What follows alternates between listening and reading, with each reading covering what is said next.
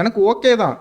போன வருஷம் இந்த பவுலிங் லைனப் கூட இல்லையேன்னு வருத்தப்பட்டேன். இந்த வருஷம் இதுவாது இருக்கே அப்படின்னு சந்தோஷப்பட்டுக்கிறேன். அவ்வளவுதான் என்னோட இது. நான் அதோட போன வருஷம் முடிச்சுக்கிறேன். இருந்த அதே பவுலிங் அட்டாக் தான் இருக்குது. ஒரு அப்கிரேட் கூட இல்ல.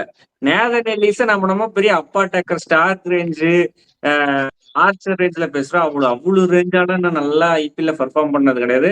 அங்கேயும் இங்கேயும் பஞ்சாபுக்கு ஆடும்போது ஒரு மேட்சும் சென்னையில ஒரு மேட்ச் ஆடிந்தாரு.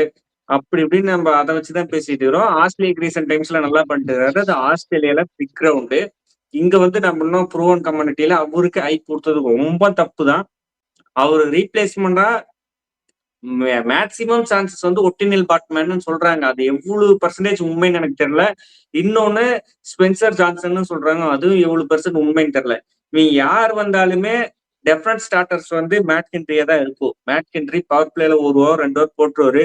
கலீல் அகமது வந்து 14 மேட்ச்ல ஒரு 2-3 மேட்ச் ஃபர்ஸ்ட் ஹாஃப் எப்பயுமே சூப்பரா பண்றாரு கலீல் அகமது.